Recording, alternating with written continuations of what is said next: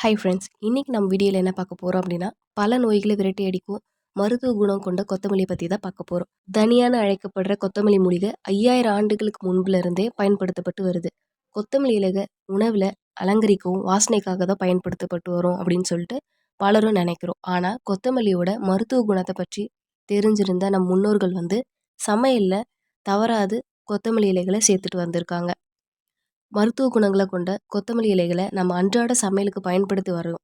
இதில் நார்ச்சத்துக்கள், இரும்பு சத்து, மேக்னீஸ், கால்சியம், பாஸ்பரஸ் உள்ளிட்ட பல்வேறு வைட்டமின்களும் கனிம சத்துக்களும் ஊட்டச்சத்துக்களும் நிறைஞ்சு காணப்படுது. இந்த கொத்தமல்லியோட வித காரம், கசப்பு, துவப்பு, இனிப்புன்னு 4 வித சுவைகளையும் கொண்டது. கொத்தமல்லி தாவரத்தோட தண்டு, இலை மற்றும் வேர்னு அனைத்துமே மருத்துவ குணங்களை கொண்டது. இப்போ நம்ம இந்த வீடியோவில் கொத்தமல்லி இலையோட நன்மைகள் என்னன்றதை பற்றி தெரிஞ்சுக்கலாம். ஃபர்ஸ்ட் ஒன், ஆரோக்கியமான கண் பார்வையை தருது. ஆரோக்கியமான கண் பார்வைக்கு கொத்தமல்லி இலைகள் சிறந்ததாக இருக்குது. ஏன்னா கொத்தமல்லி இலையில் vitamin A, vitamin C, vitamin E மற்றும் கரோனாய்டு போன்றவை இருக்குது. இது நமக்கு நல்ல கண் பார்வையை அளிக்குது. அது மட்டும் இல்லாமல் வயது தொடர்பான மாக்குலர் சிதைவு தாமதப்படுத்தவும் வெண்படலத்தை குணப்படுத்தவும் உதவுது. அடுத்து, நோய் எதிர்ப்பு சக்தியை அதிகரிக்குது. கொத்தமல்லி இலைகளில் விட்டமின் சி மற்றும் விட்டமின் இ, விட்டமின் ஏ சத்துக்கள் இருக்குது. இது நம்மளோட நோய் எதிர்ப்பு சக்தியை அதிகரிக்க உதவுது. அது மட்டும் இல்லாமல் விட்டமின் சி இரத்த வெள்ளை அணுக்களை திறம்பட செயல்பட வைக்க உதவி புரியுது. இரும்பு சத்தை உறிஞ்சுவதற்கும் உதவியாக இருக்குது. அடுத்து, இரத்த சர்க்கரை அளவை குறைக்குது. கொத்தமல்லி இலைகளில் பிரகாசமான அந்த பச்சை நிறத்துக்கு காரணம் அதில் இருக்க ஆன்டி ஆக்சிடென்ட் தான். இது நொதி செயல்பாட்டை மேம்படுத்த உதவி புரியுது. இது இன்சுலின் சுரப்பை தூண்டி ரத்தத்தில் உள்ள சர்க்கரை அளவை குறைச்சிடும். கொத்தமல்லி தண்ணீரை தினமும் குடிக்கிறதுனால உயர் ரத்த சர்க்கரை அளவால் பாதிக்கப்பட்ட நபருக்கு ரொம்பவே பலன் அளிக்கக்கூடியதாக இருக்குது. அடுத்து, கெட்ட கொலஸ்ட்ராலை குறைக்க உதவி புரியுது. கொத்தமல்லி இலைகளை வழக்கமாக உட்கொள்றதுனால எல்டிஎல் போன்ற கெட்ட கொலஸ்ட்ராலை குறைச்சி நல்ல கொழுப்பை மேம்படுத்த உதவி புரியுது. கொலஸ்ட்ரால் பிரச்சனை உள்ளவங்களுக்கும் உடல் பருமன் பிரச்சனை உள்ளவங்களுக்கும் இது மிக சிறந்ததாக செயல்படுது. அடுத்து, எலும்பு ஆரோக்கியத்தை பலப்படுத்துது. கொத்தமல்லி இலைகளில் எலும்பு ஆரோக்கியத்தை மேம்படுத்தக்கூடிய கால்சியம், மேங்கனீஸ், மக்னீசியம் மற்றும் பாஸ்பரஸ் போன்ற தாதுக்கள் இதில் அதிக அளவு காணப்படுது. கொத்தமல்லி இலைகளோட சுழற்சி எதிர்ப்பு செயல்பாடுகள் எலும்பு, மூட்டு வலி தொடர்பான வலியிலிருந்து பாதுகாக்க பயன்படுது. அடுத்து, குடல் ஆரோக்கியத்தை மேம்படுத்துது. கொத்தமல்லி இலைகளில் நார்ச்சத்துக்கள் அதிக அளவில் காணப்படுறதுனால இது செரிமான பிரச்சனைகளிலிருந்து நிவாரணம் அளிக்கக்கூடியதாக இருக்கு.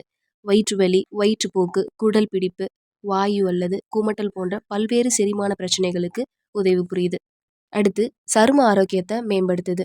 கொத்தமல்லி இலைகளில் இரும்பு, வைட்டமின் இ மற்றும் வைட்டமின் ஏ ஆகிய சத்துக்கள் இருக்கிறதுனால இது சருமத்தை சேதப்படுத்தும் ஃப்ரீ ரேடிகல்களுக்கு எதிராக போராடுது. கொத்தமல்லி எண்ணெய் சருமத்துக்கு ஒரு தீர்வாக செயல்படுது. இதில் ஆன்டிசெப்டிக், ஆன்டி மைக்ரோபியல் மற்றும் பூஞ்சை பண்புகள் சருமத்தை ஆற்றவும் குளிர்விக்கவும் உதவி புரியுது. அடுத்து, வாய்ப்புண்களை குணமாக்க உதவி புரியுது. அதிக காரம் நிறைஞ்ச உணவுகளை சாப்பிட்றதுனாலையும் பற்களை சுத்தமாக பராமரிக்காம இருந்தோம் அப்படின்னா வாய்ப்புண் பிரச்சனை ஏற்படும். கொத்தமல்லி இலையில வாசனை எண்ணெயான சிட்ரோனெல்லா அப்படின்ற சொல்லக்கூடிய வேதிப்பொருள் அதிகமாக நிறைஞ்சிருக்கு. இது கொத்தமல்லியை அதிகமாக சாப்பிட்றதுனால வாய்களில் ஏற்படும் புண்கள் விரைவில் ஆறி சுவாச புத்துணர்ச்சி கிடைக்கும் உதவி புரியும். அடுத்து, ஒழுங்கற்ற மாதவிடாயை சரி செய்யுது. மாதவிடாய் ஒழுங்கற்ற நிலையில் உள்ள பெண்களுக்கு கொத்தமல்லி இலைகள் ரொம்பவே நன்மையை பயக்குது. இந்த மூலிகையில் அஸ்காபிக், பால்மிட்டிக், லினோலிக் மற்றும் ஸ்ட்ரீக் அமிலங்கள் நிறைஞ்சிருக்கு. இந்த அமிலங்களை உட்கொள்றதுனால மாதவிடாய் சீராக இருக்கும் மற்றும் வலியையும் குறைச்சிடும்.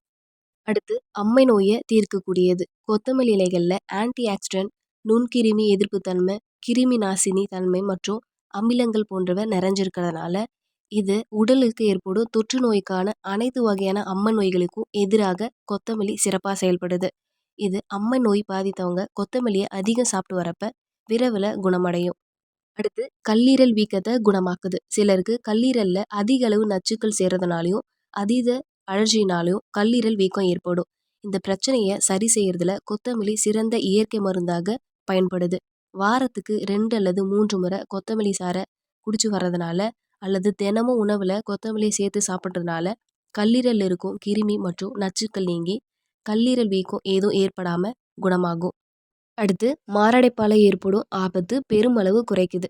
இதயம் நல்லா இயங்குவதற்கும் இதயத்துக்கு செல்லும் இரத்த நாளங்கள் மற்றும் நரம்புகளில் கொழுப்பு அதிகம் படியாமல் இருக்கணும். கொத்தமல்லி ரத்தத்தில் இருக்கும் கொழுப்புகளை கரைக்கவும் வேதிப்பொருட்கள் அதிகம் கொண்டிருக்கு. இதனால கொத்தமல்லியை அடிக்கடி சாப்பிட்டு வரவங்களுக்கு மாரடைப்பால் ஏற்படும் ஆபத்து பெருமளவு குறைஞ்சிடும். இதுவரை நாம கொத்தமல்லியோட மருத்துவ நன்மைகள் என்னன்றதை பார்த்தோம். அடுத்து கொத்தமல்லியை பயன்படுத்தி செய்யக்கூடிய ரெசிபிகள் என்னன்றதை பார்ப்போம்.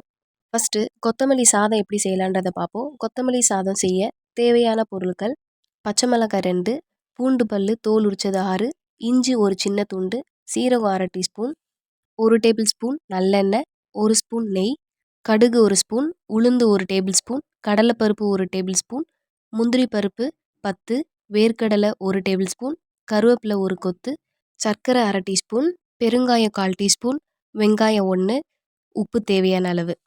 அடுத்து கொத்தமல்லி சாதம் எப்படி செய்யலான்னு செய்முறையை பார்ப்போம்.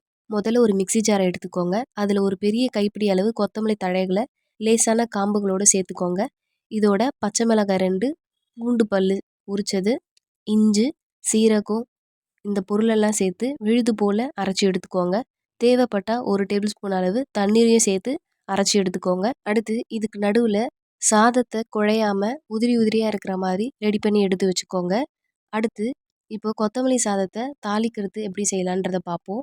அடுப்பில் ஒரு கடாயை வச்சுட்டு 1 டேபிள் ஸ்பூன் நல்லெண்ணெய், 1 ஸ்பூன் நெய் ஊற்றிக்கோங்க. எண்ணெய் காஞ்சதுக்கப்புறம் கடுகு 1 ஸ்பூன், உளுந்து 1 டேபிள் ஸ்பூன், கடலைப்பருப்பு 1 டேபிள் ஸ்பூன், முந்திரி பருப்பு ஒரு 10, வேர்க்கடலை 1 டீஸ்பூன், கருவேப்பிலை 1 கொத்து, பெருங்காயம் 1/4 டீஸ்பூன் போட்டு இந்த பொருள் எல்லாமே பொன்னிறமாக வறுத்துக்கோங்க. அடுத்து இது கூட நறுக்கி வச்சுருக்க வெங்காயம் ஒரு 2 டேபிள் ஸ்பூன் சேர்த்து 2 சிட்டிகை உப்பை சேர்த்து வெங்காயத்தை நல்லா வதக்கி எடுத்துக்கோங்க. வெங்காயம் நல்லா பொன்னிறமாக வதங்கினதுக்கப்புறம் மிக்சியில் அரைச்சி வச்சுருக்க அந்த கொத்தமல்லி விழுது இருக்குல்ல, அதையும் கடாயில் இருக்கும் தாளிப்புள்ளோட சேர்த்து 2த்துக்குமே ஒரு 3 நிமிஷம் தீயில வதக்கி விடுங்க.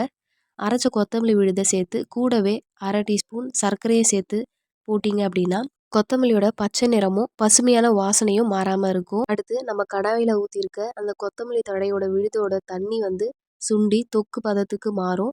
அதுக்கடுத்து மாறினதுக்கப்புறம் வேக வச்சிருக்க சாதத்தை கடாயில் கொட்டி பக்குவமாக ஒரு 5 நிமிஷம் வரைக்கும் கிளறி அடுப்பு அணைச்சிடுங்க. இந்த இடத்துல உப்பை சரி பார்த்துக்கோங்க. தேவைப்பட்டால் சாதம் சூடாக இருக்கும்போதே உப்பு தூள் தூவி கலந்துக்கலாம்.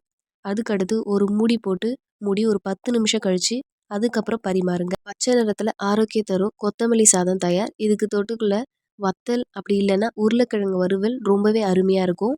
அடுத்து கொத்தமல்லி வடை எப்படி செய்யலான்றதை பார்ப்போம்.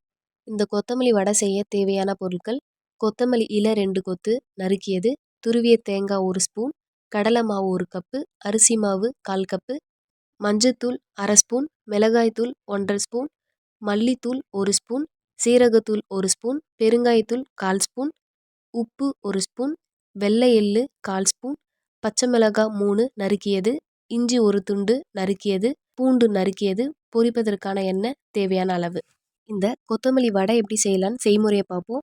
ஃபஸ்ட்டு மிக்சியில் பச்சை மிளகாய், இஞ்சி, பூண்டு, அந்த துருவி வச்சுருக்க தேங்காய் சேர்த்து தண்ணி இல்லாமல் கொரப்பாக அரைச்சிக்கோங்க. ஒரு அகலமான பாத்திரத்தில் நம்ம நறுக்கி வச்சுருக்க கொத்தமல்லியில் கடலை மாவு, அரிசி மாவு, மஞ்சத்தூள், மிளகாத்தூள், மல்லித்தூள், சீரகத்தூள், பெருங்காயத்தூள், உப்பு, வெள்ளை எள்ளு இது எல்லாமே சேர்த்து கலந்து அரைச்ச மசாலாவையும் சேர்த்து இதோட தண்ணி தெளித்து நல்லா பிசைஞ்சுக்கோங்க. இந்த பிசைஞ்ச மாவு மேலே எண்ணெய் தடவி வச்சுக்கோங்க. இப்போ கேக் டின்னில் எண்ணெயை தடவி மாவை வச்சு சமமாக பரப்புங்க. அடுத்த மாவை ஒரு 15 நிமிஷம் இட்லி சட்டியில் ஆவியில் வேக வச்சுக்கோங்க. அதுக்கடுத்து நல்லா ஆறுனதுக்கப்புறம் உங்களுக்கு விருப்பமான வடிவில் வெட்டிக்கோங்க. அடுத்து ஒரு கடாயில் எண்ணெய் ஊற்றி எண்ணெய் சூடானதுக்கப்புறம் நம்ம வெட்டி வச்சுருக்க மாவை சேர்த்து பொன்னிறமாக பொரித்து எடுத்துக்கோங்க. சுவையான கொத்தமல்லி வடை தயாராகிடும். இந்த கொத்தமல்லி வடையை சிறியவர்கள் முதற்கொண்டு பெரியவர்கள் வரையும் விரும்பி சாப்பிடுவாங்க. இதுவரை நம்ம வீடியோவில் கொத்தமல்லியோட மருத்துவ நன்மைகள் என்னன்றதையும், கொத்தமல்லியை பயன்படுத்தி செய்யக்கூடிய கொத்தமல்லி சாதம் மற்றும் கொத்தமல்லி வடை எப்படி செய்யலான்றதையும் பார்த்தோம். இந்த வீடியோ உங்களுக்கு பயனுள்ளதாக இருக்கும் நம்புகிறேன். பிடிச்சிருந்தால் லைக் பண்ணுங்கள், ஷேர் பண்ணுங்கள், கமெண்ட் பண்ணுங்கள். மறக்காமல் சப்ஸ்கிரைப் பண்ணுங்கள். இதே மாதிரி அடுத்த வீடியோவில் சந்திப்போம். நன்றி.